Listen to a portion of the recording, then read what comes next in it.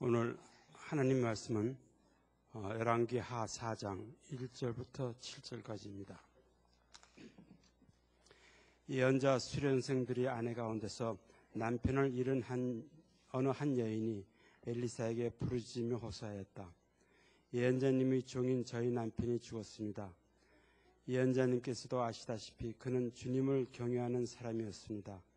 그런데 빚을 준 사람이 와서 저희 두 아들을 자기의 노예로 삼으려고 데려가려 합니다. 엘리사가 그 여인에게 말하였다. 내가 어떻게 하면 도움이 되겠는지 알려주시오. 집안에 무엇이 남아있어? 그 여인이 대답하였다. 집안에는 기름 한 병 말고는 아무것도 없습니다. 엘리사가 말하였다.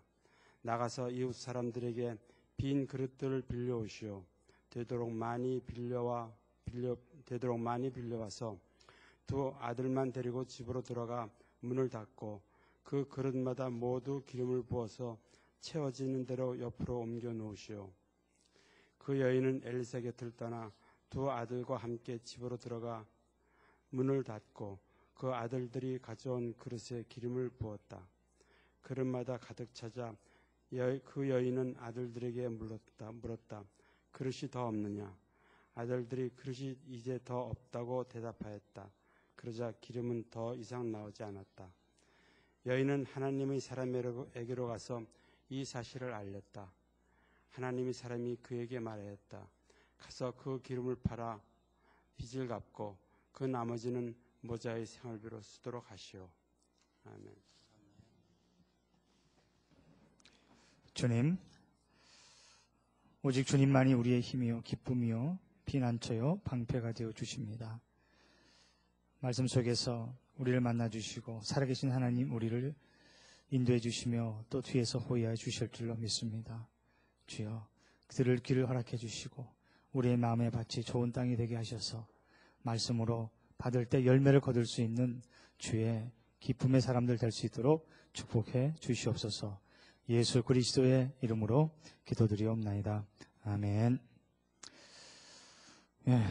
요즘 우리 경제 문제는 어느 한 개인의 문제가 아니라 전 세계의 문제가 되고 있습니다.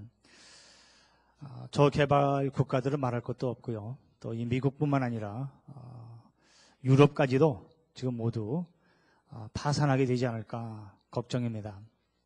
이런 모든 경제는 이 경제 위기는 어디에서 오는가? 나라와 개인들이 빚더미에 눌려 있기 때문입니다. 없는 돈을 있는 것처럼 그렇게 빌려서 쓰다 보니까 빚더미 위에 눌려서 이제는 더 이상 헤어날 길이 없는 그런 부도의 위기를 맞고 절망하게 되었습니다.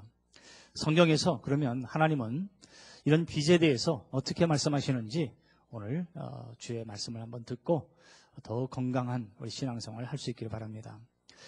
우리 하나님께서 제일 먼저 빚은 져서는 안 되는 것이다 라고 말씀하십니다. 왜냐하면 빚을 지면 그 빚을 진 사람은 감옥에 사는 죄인과 같다고 예수님께서 말씀하셨습니다. 마태복음 5장에서 보시면 25절 26절에서 예수님이 이렇게 말씀하셨습니다. 너를 고소하는 사람과 함께 법정으로 갈 때에는 도중에 얼른 그와 화해하도록 하여라. 그렇지 않으면 고소하는 사람이 너를 재판관에게 넘겨주고 재판관은 형무소 관리에게 넘겨주어서 그가 너를 감옥에 집어넣을 것이다. 내가 진정으로 너희에게 말한다. 너희가 마지막 한 푼까지 다 갚기 전에는 거기에서 나오지 못할 것이다. 빚을 다 갚기 전까지는 우리가 죄인처럼 죄수로 감옥에 사는 그런 형편에 놓여 있게 된다. 빚은 갚아야 된다라고 주님께서 말씀하셨습니다.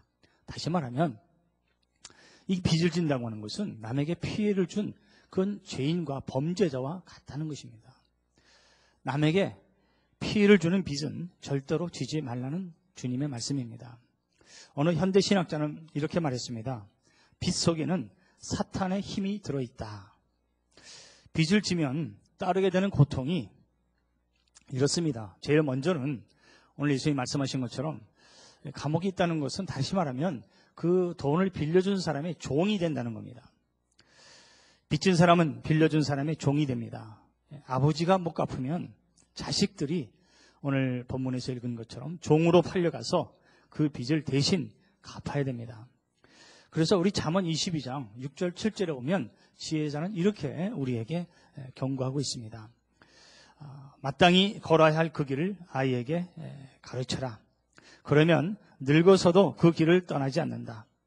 가난하면 부자의 지배를 받고 빚지면 빚쟁이의 종이 된다. 여러분, 자녀들에게 무엇을 가르칠 수 있겠습니까? 여기서 무엇을 가르치라는가 하면 마땅히 걸어가야 할 길이 무엇인가 하면 아주 실제적인 구체적인 것입니다. 빚지지 말라고 가르치는 거죠. 절대로 빚을 지지 말라는 것입니다. 빚을 지면 빚쟁이의 종이 된다는 말씀이죠. 그래서 우리 부모가 이 세상을 떠난 뒤에 이 자녀들에게 정말 남겨줄 수 있는 한 가지 말은 빚을 져서 다른 사람의 종처럼 살지 말라는 거예요. 어느 부모가 자기 자식들이 남의 종으로 사는 걸 원하는 부모가 어디 있겠습니까? 그렇게 살기를 원하지 않는다면 남에게 빚을 지지 말라. 이런 마땅히 행할 길을 자녀에게 가르치라는 거예요. 여러분, 이 한국은 더 심하다고 하지만 이 미국에서도요, 이 빚의 고통이 말할 수가 없습니다. 그 통계를 보면 2002년에 대학 졸업하게 된 4학년 대학생들, 시니어들, 우리 말이죠, 80%가 크레딧 카드 빚이 있다는 거예요. 저도 개인적으로 들은 얘기지만은 대학교 1학년, 2학년 학생들이 이 파마를 하는데, 머리를 하는데요, 300불, 심지어는 700불짜리 머리까지 크레딧 카드로 그렇게 한다는 거예요. 그 빚이 대학교 1학년이 지나기 전에 7,000불, 8,000불까지 올라가는 학생들이 있습니다. 2002년에 그 파산한 그 전체 인구 중, 파산 신고를 한 인구 중 5분의 1이 대학생이었다고 하는 놀라운 사실입니다. 그래서 2002년이기 때문에 지금 말할 수 없이 더 많이 지겠죠. 미국 사람의 90%가요, 90%가 현금이 없는 상태에서 물건을 구입하고 있다고 합니다. 보통 한 사람이 11가지의 채무를 안고 있는데 그 중에 7가지가 신용카드라는 거예요. 이것도 해고 저 신용카드도 해서 자꾸 빚만 지게 되는 그런 것을 말합니다. 보통 미국 가정에서 물론 집은 몰개지를 할 수밖에 없지만 이 집 구입 융자를 제외하고 18,700달러의 평균 빚을 지고 있다고 합니다. 엄청난 그런 빚 가운데에서 없는 돈을 있는 것처럼 쓰다 보니까 이제는 경제가 파산이 되는 거예요. 부도가 나게 되는 것입니다. 두 번째로요, 빚을 지면 서로 원수가 됩니다. 탈무드에 보면 이 친구와 원수되는 제일 빠른 길이 무엇인가 하면 돈 거래를 하면 원수가 된다는 거예요. 친형제간도 돈 거래를 하다가 문제가 생기면 원수됩니다.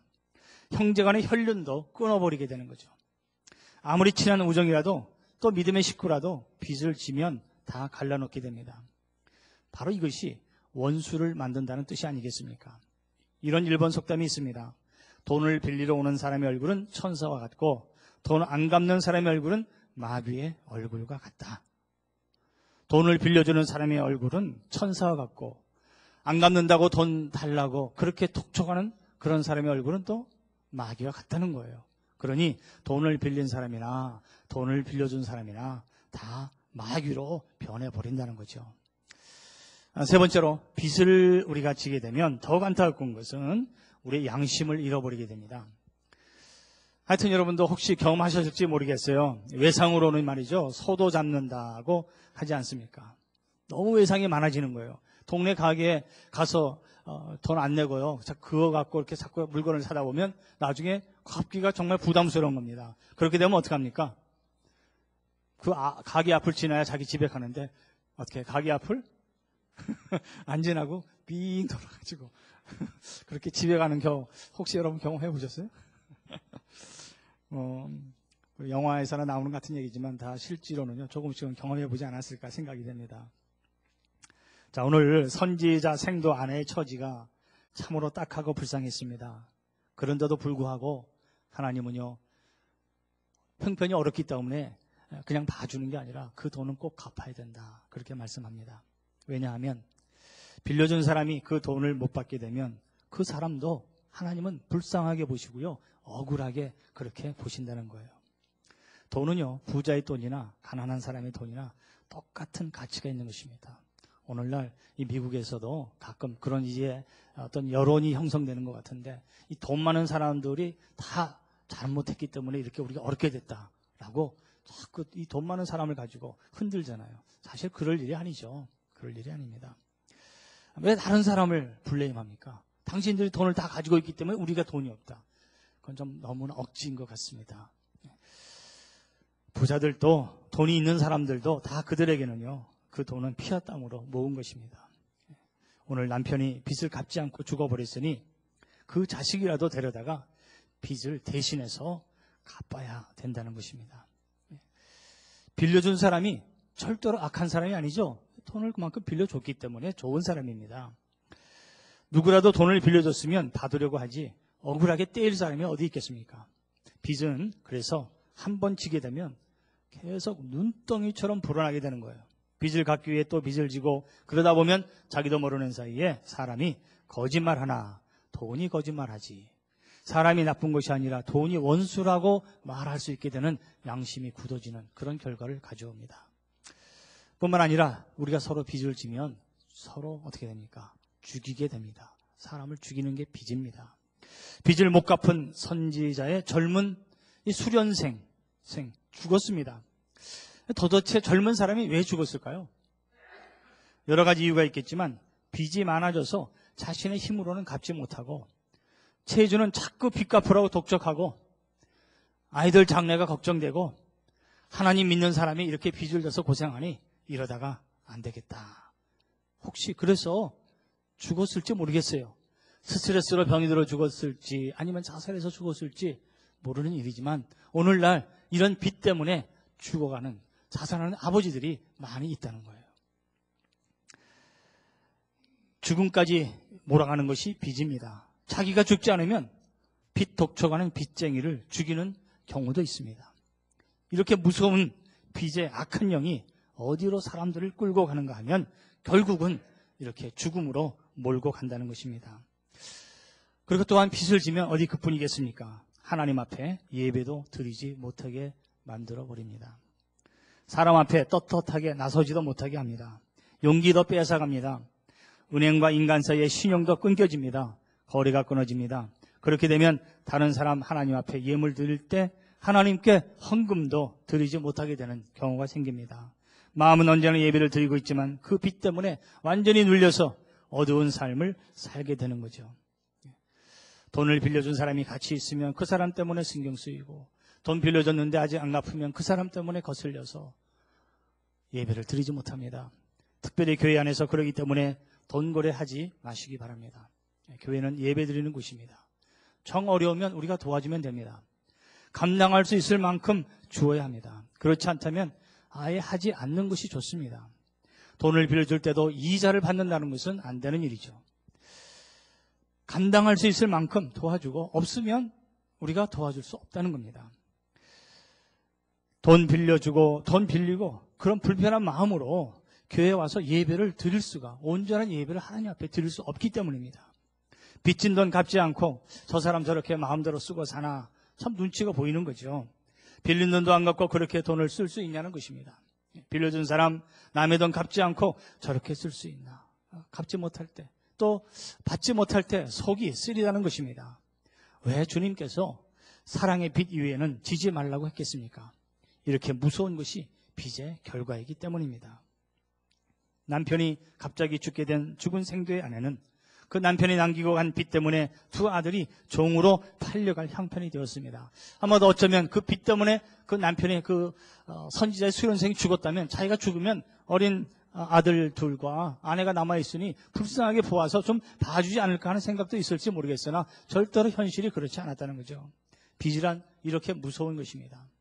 경건한 사람에게도 경제적 어려움이 있을 수 있어요. 얼마나 이 선지자의 그 수련생은 믿음이 좋고 앞으로 하나님의 일을 할 사람이 아니었겠습니까? 오늘날로 말하자면 전도사 정도 되지 않았겠습니까?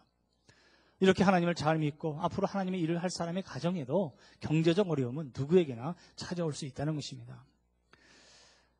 힘없는 과부라 해도 그렇지만 거기에다가 이 빚에 대한 책임은 그냥 넘어갈 수 없다는 거예요.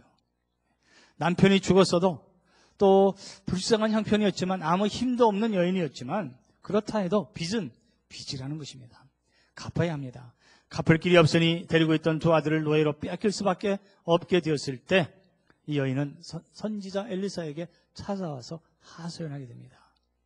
빚을 지면 받았을 때는 좋아도요, 그 결과는 너무나 큰 고통입니다. 하나님을 잘 믿어도, 믿음이 좋아도 빚은 갚아야 합니다. 또 이웃을 위하여 사랑하는 여러분, 보증도 서지 마시기를 바랍니다. 잠언 6장 1절 5절에서 경고하고 있습니다. 남의 딱한 사정을 듣고 보증을 서게 되면 새가 그물에 빠지듯이 자신뿐 아니라 자녀들에게까지 엄청난 피해를 주게 되는 거예요. 보증을 섰다가 나중에 보증 서준 사람이 그것을 다 갚지 못할 때 자기 자녀들에게 해줄 수 있는 모든 여러 가지 일들을 다 못해주게 되는 어려운 형편에 처하게 되는 겁니다. 그래서 우리 잠언 6장에서는요, 마음이 약해가지고 부득이 보증을 섰다면 잠도 자지 말고 또 졸지도 말고 가서 겸손히 빌어서 그 보증에서 풀어달라고 간곡히 빌라고 했습니다. 노루가 사냥꾼의 손에서 벗어나듯이 새가 새 잡는 사람의 손에서 벗어나듯이 너 자신을 구하라고 간곡하게 타이르고 있어요. 그러니 우리는 남에게 빚도 지지 말아야 하지만 보증을 서달라고 해도 안 되는 것입니다. 물론 보증을 서도 안 되지만 또 보증을 서달라고 해도 안 됩니다. 영국 속담에 이런 말이 있어요. 빚 없는 가난한 사람은 왕자보다 더 행복하다 하는 말이 있습니다. 빚 지고 사는 사람이 얼마나 처절하게 살고 고통스럽게 살면 그런 말이 다 있겠습니까? 빚을 지고 누구에게 보증을 서달라고 부탁을 했다가 그것을 내가 책임을 다 갚지 못하면 보증 서는 사람은 얼마나 고통스러운 삶을 살게 되겠는가. 그렇기 때문에 빚 없이 사는 사람 가장 행복하다. 시편 37편 21절에서 이렇게 시편 기자는 말합니다. 악인은 빌리기만 하고 갚지 않으나 의인은 은혜를 베풀고 거저 준다고 했습니다. 그러므로 만약에 우리가 의인이라면 빚지지 말아야 합니다. 돈을 빌려주는 것보다는 베풀고 거저 주는 사람이 되어야 할 줄로 믿습니다. 베풀고 거저 줄 수 없다면 적어도 빚만은 지지 말아야 된다는 것입니다. 또 빌려주셔도 안 됩니다. 우리 그리스도인은 의인입니다. 은혜 베풀고 나누어주는 사람이 되기를 원합니다. 주님이 말씀하셨습니다. 내가 진정으로 너에게 말한다. 너희가 마지막 한 푼까지 다 갚기 전에는 거기에서 나오지 못할 것이다. 하나님은요, 빚을 져서 쩔쩔매는 사람도 불쌍하게 여기시지만 돈을 빌려주고도 못 받는 사람도 하나님은 똑같이 그렇게 불쌍하게 여기십니다. 목돈을 주고 푼돈을 받게 되는 그 빌려준 사람의 마음도 심히 괴롭기 때문입니다. 아들 둘 데리고 힘없는 여자가 죽은 남편이 진 빚을 갚아야 하고 아들이 종으로 팔려갈 처지에 놓이는 여자에게 누가 빚을 갚아줄 수 있었겠습니까? 자기 능력의 한계를 넘었습니다. 남편도 갚지 못하고 죽은 빚인데 어떻게 여인 혼자서 빚을 갚을 수 있겠습니까? 할 수가 없습니다. 그 동네에는 부자가 없었겠습니까? 하지만 사람이 대신 갚아주지 않았습니다. 하나님이 갚아주시더라 이겁니다. 아들이 빚을 지면 부모가 갚아줘야 됩니다. 사랑하는 여러분, 저희 아이들은 절대로 크레딧 카드 쓰지 않습니다. 그렇게 훈련을 시켰어요. 우연히 우리 수인이가 자기 친구 비행기 값을 대해주고요, 자기 크레딧 카드 빚을 진 거예요. 저희들이 그것을 나중에 알고 저희들이 다 갚아줘 버렸습니다. 왜냐? 한번 빚을 지게 되면, 그렇게 크레딧 카드 쓰게 되면요, 정신없이 나중에는 자기도 모르는 사이에 갚을 수 없는 때까지 쓸 수 있는 그런 습관이 생기기 때문에 아예 그렇게 하지 못하게 했습니다. 사랑하는 여러분, 그렇듯이 우리가 빚을 지게 되면 하나님께서 그 사랑하는 자녀가 빚지고 그 감옥에서 빚을 못 갚아 영원히 그 감옥에 남아있기를 원하는 그런 우리 하나님 아버지가 아니시라는 거예요. 우리가 빚을 지고 있을 때, 사랑하는 하나님의 자녀가 어려움에 처해 있을 때 하나님은 꼭 돌봐 주십니다. 하나님이 우리를 도우실 때 기적으로 하나님께서 역사해 주십니다. 어떤 방법으로 오늘 본문에서 과부의 빚을 갚게 되는가? 하나님이 기적을 이루어 주셨어요. 먼저 이 과부는 하나님의 기적을 믿었습니다. 하나님의 사람의 역사를 믿었습니다. 다시 어디인가에 하소연할 데가 없어서 다시 돈을 빌릴 데도 없고 이제 하나님 앞에 나아가서 주님이 갚아주지 아니하시면 안 되는 것으로 알고 선지자 엘리사에게 도움을 구하지 않았습니까? 저는 어떻게 하면 좋겠습니까? 이것입니다. 빚의 감옥에서 우리는 벗어날 수 있도록 기도해야 되겠습니다. 말씀과 기도와 순종, 그런 것이 우리 하나님이 주시는 기적의 재료가 되었습니다. 하나님은 무에서 유를 창조한다고 한 달란트 받은 종이에 땅에 묻어두었다가 다시 주인에게 바쳤을 때 이 나쁜 놈아, 이 악한 놈아, 우리 주님이 그를 꾸중하지 않으셨습니까? 사랑하는 여러분, 우리 하나님께서 내게 있는 것으로 역사하십니다. 오병이어로 5,000명을 먹이신 예수님이 그 물고기 2마리와 떡 5덩이로 기적을 베푸신 것처럼 하나님께서는요, 오늘 우리에게 있는 것으로 기적을 베풀어 주시기를 원하세요. 그래서 선지자 엘리사가 과부에게 묻지 않았습니까? 내가 너에게 어떻게 도와줄 수 있겠느냐? 네가 가진 것이 무엇이 있느냐? 그 여인은 그렇게 얘기했어요. 나는 아무것도 없어요. 오직 기름 한 병뿐입니다. 아, 그래? 그 기름 한 병도 네가 가진 것이 아니냐는 거예요. 그 기름 한 병까지도 빚을 갚기 위해 선지자 엘리사가 달라고 했을 때 선뜻 믿고 내놓았던 그 여인의 믿음이, 그 순종이 기적의 시작이었습니다. 여러분, 예수님께서도 말씀하셨어요. 마태복음 7장에서 구하라 그러면 너에게 주실 것이요, 찾으라 그러면 찾을 것이요, 문을 두드리라 그러면 너에게 열릴 것이니, 우리가 주님께 구하면 되는 것입니다. 시편 50편 15절에도 시편 기자는 환난 날에 나를 부르라 내가 너를 건지리니 내가 나를 영화롭게 하리로다. 할렐루야. 어려울 때 주님 앞에 나오라는 거예요. 여러분, 아담이요, 에덴 동산에서 하나님의 것을 훔치지 않았습니까? 그렇지 않아요? 하나님 먹지 말라 한 거, 건드리지 말라 한 거, 그거 먹었어요. 훔쳤어요. 하나님께 빚진 사람 됐습니다. 그렇기 때문에 아담도요, 그것 때문에 하나님을 어떻게 해요? 슬슬 피한 거예요. 갚을 길이 없지. 말하자면 빚진 거니까. 하나님을 피해 다녔어요. 빚쟁이 피해 다니는 것처럼 피해 다닌 거예요. 그때 하나님께서, 하나님 어떻게 하셨어요? 그를 불쌍히 여기셨어요. 그리고 짐승을 잡아서 나무 잎으로 가렸던 그 아담과 하와의 수치를 가죽옷으로 갈아입히신 거예요. 사랑하는 여러분, 우리 하나님께서 이렇게 우리를 사랑해 주시는 거예요. 오늘 우리가 이사야서 54장 10절 말씀, 금지 암송 말씀에서 우리가 함께 읽은 것처럼 하나님은 저와 여러분들을요, 불쌍하게 여기셔요. 가엽게 여기셔요. 내가 너에게 은총의 회복을 결코 내가 거두지 아니하겠다. 너희를 다시 내가 돌려주겠노라. 다시 너희를 살려주겠노라. 너희가 아무리 악할지라도 내가 너희를 잊지 않겠다. 주님께서 우리를 품어주시고요, 십자가 사랑으로 우리 하나님께서 우리가 그 진 모든 빚을 다 갚아주시기 위해서 말로만 사랑한다는 것이 아니라 하나님께서 이 땅에 직접 오셔서 십자가에서 그 피로 다 쏟으시고 찢겨지시면서까지 우리가 대신 죽음으로 져야 될 그 모든 죄의 값을, 우리의 빚을 우리 하나님께서 그렇게 다 청산해 주신 것으로 믿으시기를 주의 이름으로 축원합니다. 하나님께서 이렇게 우리를 사랑해 주세요. 우리가 진 빚은 하나라도 그냥 갚지 아니하고 그냥 지나치는 것을 원하지 아니하세요. 여러분, 오늘 우리 주님께서 오늘 본문 말씀에서 만약 우리가 이 땅에서 진 빚이 있다면 그 자신이 소유한 것을 다 파악해가지고 빚을 갚을 수 있는 하나의 기적의 재료로 삼으라고 말씀하시는 거예요. 과부에겐 기름 한 병 하나, 그것밖에 가진 것이 없었지만 사라밧 과부에게 남은 것 전부, 그것 기름 한 병이라 할지라도 엘리사 선지자에게 드렸습니다. 엘리사가 그 여인에게 물었을 때 하나님은 그 여인이 가진 것으로 기적을 베풀어 주셨습니다. 오늘 2절 말씀에 엘리사가 그 여인에게 말하였다. 내가 어떻게 하면 도움이 되겠는지 알려주시오. 집안에 무엇이 남아 있습니까? 그 여인이 대답하기를 집안에는 기름 한 병 말고는 아무것도 없습니다. 기름 한 병이라도 하나님께는 충분한 것입니다.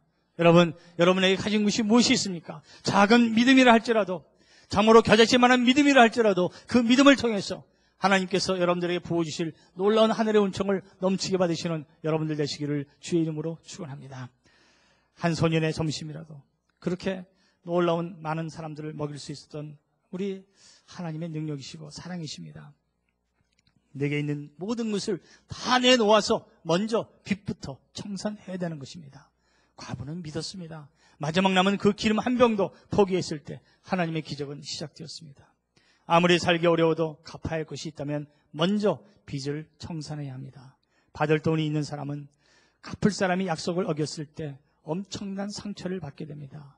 채권자가 어떻게 가만히 있을 수 있겠습니까? 다른 사람의 돈이라도, 아무리 돈 있는 사람의 물질이라도 귀하고 소중하게 여기는 마음을 가지고 있다면 그 마음이 말로 표현이 되고요. 사실 사람 사이에도 은혜는 있다는 거예요. 은혜는 있다는 거예요. 내가 진정으로 내 돈은 아니지만 당신 돈도 참 귀하고 소중합니다 라는 마음이 전달될 수 있다면 그 사이에 은혜가 어찌 없겠습니까? 두 아들들이 이웃집에 가서 빌려온 그릇에 기름이 가득 차게 되었습니다. 기적입니다. 오늘 본문 말씀은 빚 갚는 얘기지 기름병에 기름이 차서 기적만 생각하지 마시기 바랍니다. 그 기적이 있게 된 이유, 그것은 과부가 빚을 갚기 위해서 선지자 엘리사에게 호소했기 때문입니다. 여인은 하나님의 사람에게 와서 이 사실을 말했습니다. 하나님의 사람이 그에게 말하였습니다. 오늘 7절 말씀에 가서 그 기름을 팔아 어떻게 합니까? 먼저 빚을 갚고 그 나머지는 당신의 생활비로 쓰도록 하십시오. 생활비로 다 쓰고 나서 좀 형편이 펴지면 그때 빚을 갚으라는 게 아니에요. 하나님도 자녀들이 빚을 안고 살아가는 것을 원하지 않으십니다. 무엇보다 먼저 빚에 대한 책임을 집니다. 먼저 빚을 갚고 남은 것으로 생활하라는 거예요. 먼저 살고 보자는 것이 아니라 곧 굶어 죽는 한이 있더라 할지라도 또 곧 기름 한 병이 남아있는 형편이 된다 할지라도 먼저 그 기름을 팔아서 빚부터 갚으라는 것입니다. 여러분, 신명기 28장 12절에 이런 말씀이 있습니다. 우리 한번 같이 한번 읽어보겠습니다. 영상에 있는 대로 시작합니다. 주님께서는 그 풍성한 봄을 참고 하늘을 여시고 철을 따라서 당신들 밭에 비를 내려주시고 당신들이 하는 모든 일에 복을 주실 것입니다. 그러므로 당신들은 많은 민족에게 구워주기는 하여도 구우지는 않을 것입니다. 할렐루야. 사랑하는 여러분, 2012년 올해 한 해 정말 우리가 빚 안 져보고 사는 사람이 어디 있겠습니까? 저도 한때는 오래전 얘기지만 크레딧 카드 빚이 너무 많아서 그때 절대로 제가 그때 각오를 했어요. 절대로 내 크레딧 카드는 안 쓰겠다. 돈이 없으면 안 쓴다. 정말 크레딧 카드 한 푼도 안 쓰고 어떻게 하든지 있는 것만 가지고 살려고 애를 씁니다. 저는 크레딧 카드가 없어요. 그래서 우리 믿는 사람들은요, 믿는 사람 어떻게 하면 됩니까? 정말 이 땅에서 믿는 사람의 돈을 보이고 하나님께 축복을 받고 있는 사람들, 구워주는 사람이 되어도 구우는 사람은 되지 말자는 거예요. 오늘 하나님께서 이런 약속해 주셨어요. 하늘 봄을 창고를 여시고 철들을 따라서 당신들 밭에 비를 내려주신다. 오늘 찬송하지 않았습니까? 예수님은 나의 힘이시라. 철을 따라 비와 해를 주셔서 우리 밭에 추수할 것이 많도록 도와주시고 인도해 주시는 그 은혜의 하나님, 아담에게도 가죽 옷을 입히셔서 살게 하시는 그 하나님께서 우리가 주님 앞에 나와 간절히 간구하고 기도하면 분명히 하나님은 우리를 도와주실 줄로 믿습니다. 여러분, 많은 민족에게 구워주기는 하여도 구우지는 않을 것이다. 주님, 우리는 구워서 사는 사람이 아니라 남을 구제하고 도와줄 수 있는 그런 빌려주는 민족과 그리고 하나님의 자녀로 축복해 주시겠다는 약속의 말씀이 오늘 2012년에 우리 안에 꼭 이루어지고 여러분들의 가정들이 참으로 그 빚에서 어떤 빚이 있다 할지라도 해방이 되고 더욱더 풍성한 하나님의 하늘복으로 누리시는 여러분들 되시기를 간절히 소원합니다. 여러분, 오늘 본문에 나오는 과부처럼 같은 믿음으로 부르짖으시기를 바랍니다. 하나님 앞에 엎드려서 아버지, 오늘 이 여자에게 주신 이 축복을 약속하신 그 언약을 우리에게도 이루어 주셔서 제 빚도 갚아주시고 어제나 오늘이나 영원토록 동의하신 하나님께서 이 문제를 해결해 주시옵소서. 결과까지라도 모든 것을 빛으로 또 생명으로 역사하시는 하나님의 영광과 권능으로 저의 이 모든 삶의 부족함을 메꾸어 주시옵소서. 이런 기도가 있기를 주님의 이름으로 축원합니다. 같이 기도하겠습니다.